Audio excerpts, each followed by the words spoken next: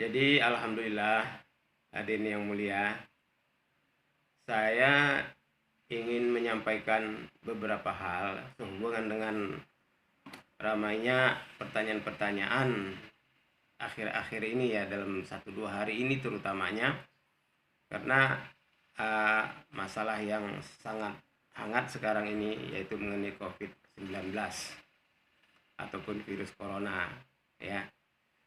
Ya, teman-teman kita ini mungkin sudah ratusan, beberapa orang lah yang sudah bertanya kepada saya ini terutama melalui media sosial ya, di mana grup kita ini sampai ratusan grup yang sudah ini.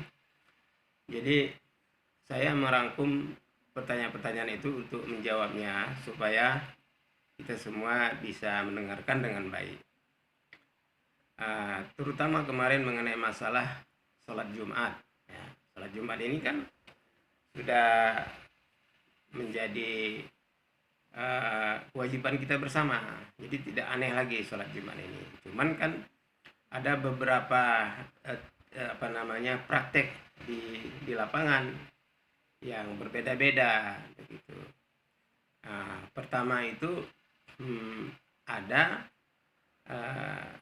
surat edaran ya dari Majelis Ulama Indonesia, yang kalau kita baca itu di tingkat kecamatan masing-masing ada ya. Tapi kita lihat dalam edaran itu kan supaya tidak melaksanakan sholat Jumat di masjid-masjid kan gitu. Sebenarnya kalau kita lihat masyarakat itu menyikapinya dengan dua versi, terutama kita lihat di lapangan ya. Kalau masjid-masjid yang berada di komplek-komplek ya, di komplek perumahan, di mana di situ banyak pendatang ya, di tempat itu, maka kita lihat itu mereka tidak melaksanakan sholat Jumat di masjid mereka. Tapi kalau masjid-masjid yang di kampung-kampung ya kan, mereka tetap melaksanakan sholat Jumat. Seperti contohnya di daerah saya sendiri, di Pondok Melati, di Pondok Gede itu, di Bekasi Kota. Ini kan Bekasi Kota ini kan merupakan pintu gerbangnya Jakarta. Pintu gerbangnya Jakarta ini yang kalau kita lihat kota terbesar kelima di Indonesia sekarang, setelah Jakarta ya kan, Surabaya, kemudian Medan, kemudian Ujung Pandang, dan sekarang Kota Bekasi. Nah, Kota Bekasi ini cukup ramai, sehingga sikap orang-orang Bekasi ini pun sama dengan sikap orang-orang Jakarta, karena pada umumnya orang Bekasi ini sebenarnya orang Jakarta yang hijrah ke Bekasi dan mereka masih kerja di Jakarta, sehingga kehidupan mereka sehari-hari Bekasi Jakarta itu. Nah, inilah sebenarnya yang riak dan gelombangnya di sini kita lihat begitu besar. Nah, kemarin itu terjadi di masjid itu, di spanduknya dibuat tidak melaksanakan sholat Jumat karena anjuran daripada MUI setempat. Tapi ternyata mereka di dalam melaksanakan sholat Jumat itu dan ramai seperti biasa. Bahkan kalau imamnya itu, dia mengatakan, istawu fata'dilu fala takhtalifu fatakhtalifa qulubakum. Nah, ini disebutkan oleh imamnya. Rapatlah, luruslah dan rapatlah saf kamu dan jangan berselisih, maka akan berselisih hati kamu. Nah, itu disebutkan. Jadi jamaah itu bagus rapat-rapat seperti biasa. Nah, kalau di masjid lain disebutkan kalau ada sedikit renggang, maka itu setan akan masuk ke situ. Nah, jadi imamnya tergantung imamnya. Kalau imamnya bersikap seperti itu, maka jamaahnya rapat. Nah, seperti kalau kita lihat Masjid Al Ihsan itu satu contoh yang baik juga. Alhamdulillah meludak jamaah sampai ke belakang-belakang ya kan. Saya sendiri sholat di situ juga. Saya heran juga. Karena di tempat kami tidak begitu. Tempat kami itu shopnya itu jarang-jarang. Bahkan dibikin tanda kali. Jadi tempat kali itu nggak ada orang di sini. Sehingga bisa satu sajadah bedanya gitu coba. Jadi renggang sekali gitu. apakah itu seperti apa itu? Apa itu fatwa atau apa sehingga begitu kan gitu.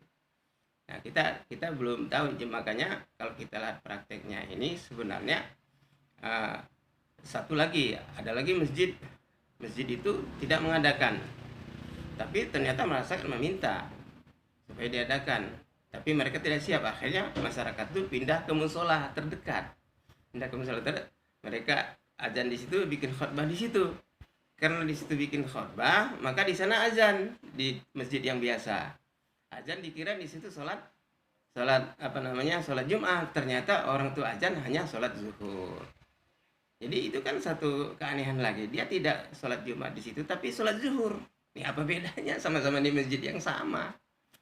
Nah itu kalau kita lihat dari euforia ini, kepanikan yang terjadi sekarang ini, karena diekspos besar-besaran, maka masyarakat mengambil tindakan itu dengan kepanikan itu. Jadi tidak rasional lagi, dan tidak di situ jelas tidak dengan ilmu. Ya kalau memang dia takut kena virus corona di masjid itu sholat berjamaah, ya kenapa dia setiap hari sholat berjamaah? Kenapa harus Jumat saja yang tidak boleh? Padahal kumpulnya samanya, ramenya sama. Nah, tempat saya itu maghrib isya itu sama, penuh sampai 6 saf. Nah, kenapa itu tidak dilarang? Kenapa sholat Jumat saja? Kan begitu. Apa karena Jumat itu akan banyak tersendiri? Padahal kan enggak. Sama saja kalau virus itu misalnya mau mengenakan orang waktu sholat Jumat bisa kena, kalau di sholat biasa juga bisa kena kan gitu. Nah, jadi kalau saya lihat ini satu euforia yang memanas dan seluruh dunia memang sudah begitu, sehingga tanggapan masyarakat kita ini menjadi seperti itu.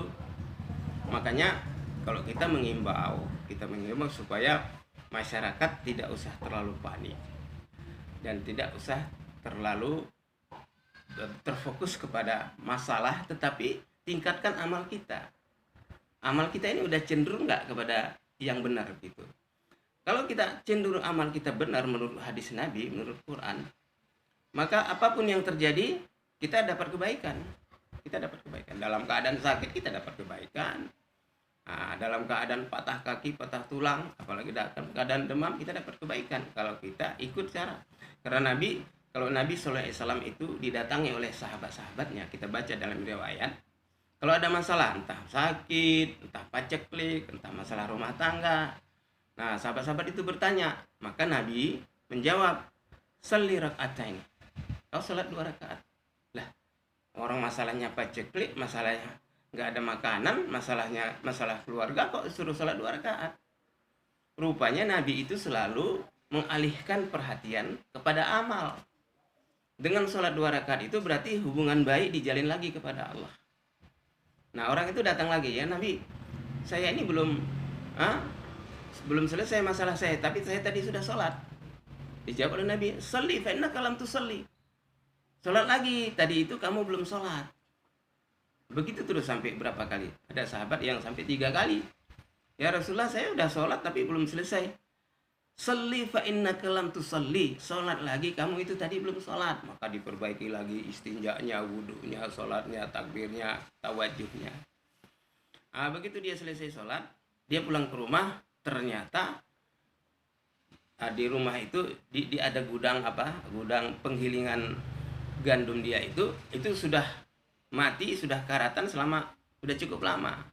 Pokoknya udah mati lah gitu. Tiba-tiba hidup. Kedengaran hidup sendiri dan mengeluarkan itu terigu. Nah, maka sudah penuh terigu itu. Akhirnya di stop sama dia mesin itu. Begitu di stop sama dia, mati mesinnya, dia balik lagi kepada Rasulullah, ditanya, ya Rasulullah, dia ceritakanlah peristiwa itu. Maka Rasulullah bilang, itulah hasil daripada sholat kamu, hasil daripada hubungan baik kamu kepada Allah. Andai kata engkau tidak mematikan mesinnya itu, maka dia akan hidup sampai hari kiamat sebagaimana air Zam-Zam. Ini hadirin sekalian. Jadi banyak lagi kisah-kisah itu yang Nabi sendiri selalu memberikan jalan keluar kepada sahabat itu. Kamu sholat 2 rakaat, artinya perbaiki amalan kamu. Bukan disuruh gono gini, bukan. Nah, kita sih tidak masalah apa-apa kita suruh cuci tangan dulu, disemprot sama sabun tertentu, cairan tertentu. Nah, takut begini ke sana nggak boleh dekat gini, tapi sholat enggak, zikir enggak, ya kan, tahajud enggak. Lah, Sama juga kita takut kena penyakit, tapi kita tidak takut dosa.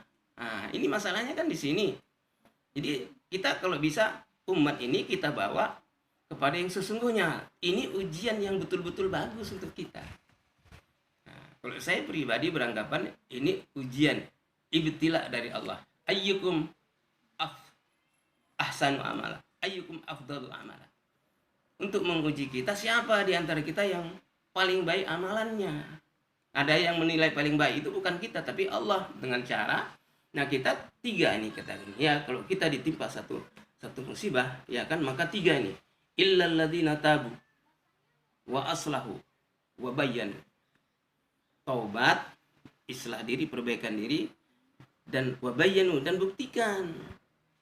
Kita ini pendosa semua, nggak ada. Saya ini lebih banyak dosa, saya 3 gunung mungkin. Nah, tapi Rasulullah itu setiap saat, Rasulullah itu kalau dia habis sholat isya, dia sholat 2 rakaat, dia pulang ke rumahnya. Rumahnya itu kan kira-kira hanya 1 meter saja dari ruangan tempat mihrabnya itu, sholatnya itu.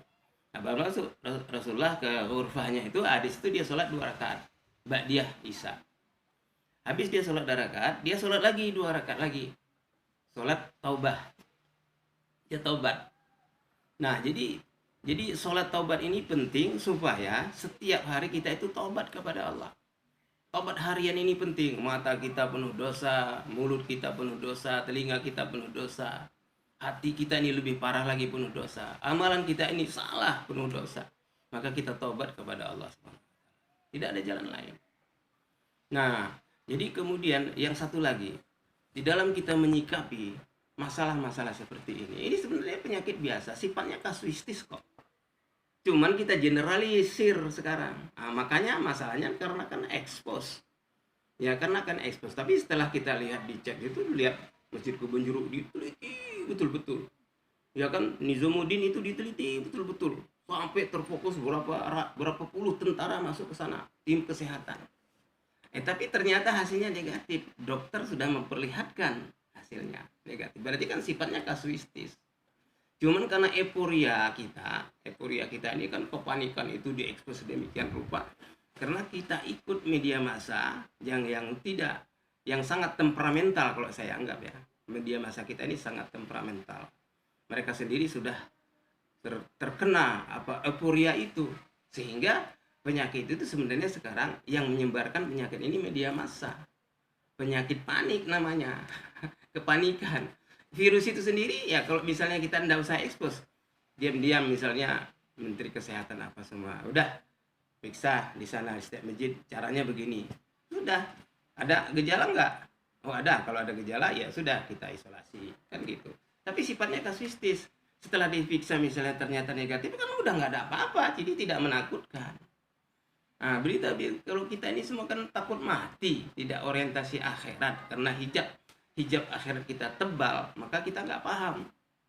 Nah, kalau hijab kalau kita tahu itu surga, semua orang sekarang kepingin ke sana. Tapi karena nggak tahu, karena terhijab, hijab harta, hijab uang, hijab pekerjaan, ya kan, hijab anak, hijab istri, hijab kantor, hijab toko, hijab ladang. Nah, hijab nama baik, hijab ilmu. Nah, itu hijab itu baru bisa dicabut. Misalnya kita dengar ceramah seperti ini, tercabut 1 hijab. Baca Quran 1 juz, tercabut 1 hijab. Nah, zikir pagi dan petang, tercabut 1 hijab. Qiyamul lail, tercabut 1 hijab. Sedekah, tercabut 1 hijab. Nah, keluar di jalan Allah mendakwahkan agama, tercabut 5 hijab. Jadi 10 hijab itu terbuka lebar, baru nampak tuh surga. Nah, kalau kita nggak melakukan amal seperti itu, maka surga nggak kelihatan. Maka kita cuek-cuek aja. Padahal setiap amalan kita ini mesti ada jaminan di surga. Kalau buat apa kita beribadah kalau nggak ada jaminan? Buat apa kita beribadah kalau nggak ada jaminan? Nah, makanya kita ikut. Makanya kalau masalah sholat Jumat ini, sholat berjamaah ini saya sudah berkali-kali mengatakan ini fardu ain, tetapi kewajibannya berjamaah, bukan fardu kifayah. Kalau fardu kifayah itu sholat jenazah. Ada 100 orang di satu tempat, meninggal 1 orang. Nah, hanya 10 orang yang melaksanakan sholat jenazah. Kewajiban 100 orang itu sudah terpenuhi. Tetapi pahala yang mendapat adalah orang yang melaksanakan sholat fardu kifayah itu. Nah, fardu kifayah itu kan memandikan, mengkafalkan, menyolatkan, memakamkan. Nah, itu. Jadi sudah tertunaikan kewajiban semua orang kampung, padahal yang melaksanakan hanya beberapa orang. Nah, itu sholat sholat jenazah. Tapi kalau sholat 5 waktu itu fardu ain, nggak bisa diwakilkan, harus dia yang sholat.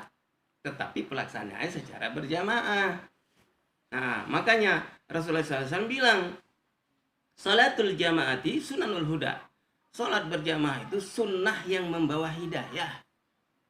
Nah, karena wa'mur ahlaka bisholati wastabir alaihi, ada perintah lain di surat Toha. Perintahkan keluargamu untuk sholat dan sabar dalam perintah itu. Jadi kita tetap ajak saudara-saudara kita. Makanya kalau orang-orang jamaah kita ini kan selalu mengajak orang dulu ke rumah-rumah, ke kampung-kampung, ke toko-toko, ke lorong-lorong untuk supaya mereka sholat berjamaah karena ada perintah. Itulah yang dikatakan sunanul huda. Makanya Nabi mengatakan sholatul jamaati sunanul huda. In taraktum sunnatan nabiyukum ladalaltum. Sholat berjamaah itu sholat yang merupakan sunnah yang membawa hidayah. Jika kamu tinggalkan sunnah yang satu ini, sholat berjamaah ini, ladalaltum, pasti kamu tersesat. Pakai lam ta'kid itu, mana ada ustaz nggak di sini ya? Ya itu apa itu nahwu sorobnya? Ladalaltum lam ta'kid. Pasti dia telah tersesat. Jadi nggak usah susah payah cari orang sesat. Orang sesat tuh orang tidak sholat berjamaah. Maka ini kita bikin semacam ini saja, tawar-menawar kita, ya kan, kepada kepahaman-kepahaman terserah. Tetapi bagi kita orang yang sudah terbiasa sholat di masjid ini, rasanya kurang sreg lah kita kalau tidak sholat berjamaah. Nah, ada lagi orang itu sholat di masjidnya sendiri, tapi dia tidak sholat, tapi sholat zuhur berjamaah juga lah. Apa bedanya? Kan ini satu kelucuan kalau kita pikir seperti itu. Maka hadirin yang mulia, melalui forum ini ya saya mohon maaf, mudah-mudahan saja apa yang kita sampaikan ini memberikan satu kekuatan kepada kita, ya kan. Jangan sampai terjadi hal-hal yang kurang baik lah itu ya, supaya jangan sampai curiga satu sama lain ya. Padahal kalau pertemuan itu sementara kita lihat di pasar kan seperti kemarin kan terjadi pas kami waktu sholat itu, di situ ada suara di depan pasar, kan kita di depan pasar Pondok Gede itu, suara seorang wanita menggunakan mikrofon dengan keras, dia mempromosikan, silakan Pak, mari datang ke sini ya, ini ada promo, ada potongan harga khusus gitu. Nah, jadi di tengah kita sholat, mereka berteriak-teriak di situ. Jadi, tapi mereka tidak ada larangan kan itu. Jadi orang-orang anak-anak muda itu heran ya, kok masjid dilarang sholat Jumat, kenapa kok pasar itu dibiarkan? Apa udah pasti di masjid ini banyak virusnya, di pasar nggak ada virus? Padahal orang-orang di pasar itu bertemunya lebih bebas, tidak ada aturan main di situ, nggak ngatur jarak, suka hati juga sama. Nah, jadi kita tidak pernah dengar, padahal menurut Nabi Sallallahu Alaihi Wasallam sebaik-baik tempat di muka bumi adalah masjid, seburuk-buruk tempat adalah pasar. Nah inilah, jadi kita melihat gejala ini semua kita harus pikirkan bersama-sama, dan orang Islam harus cerdas. Orang Islam itu harus tidak ulil albab, ulil absor. Nah, itu nabi-nabi itu orang-orang cerdas, maka pengikut Nabi ini ya kan harus juga cerdas supaya jangan sampai mereka ini jauh daripada sunnah Nabi Sallallahu Alaihi Wasallam. Nah, itulah mudah-mudahan saja dari pertanyaannya Bapak sekalian, saudara-saudaraku. Semoga Allah SWT bimbing kita, berikan kekuatan. Yakinlah pada amal yang menurut sunnah Nabi ada kejayaan, di balik sunnah ada kejayaan. Man ahya sunnati faqad ahabbani wa man ahabbani kana ma'iya fil jannah. Siapa yang menghidupkan sunnahku, kata Nabi, berarti dia mencintai aku, kata Nabi. Nah, siapa yang mencintai aku, kata Nabi, bersamaku di dalam surga. Bersama Nabi. Jadi kita hidupkan sunnah aja.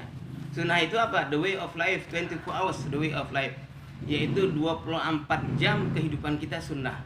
Cara makan, cara tidur, cara berpakaian, cara jalan, cara ibadah, cara sholat, cara dakwah, cara jihad, semua cara Nabi. Maka kita sering baca kitab Hayatus Sahabah, kitab Muntakhab hadis itu supaya kehidupan Nabi itu dari kita ini kitabnya, kita lihat amalan kita, kalau nyambung berarti itu sunnah.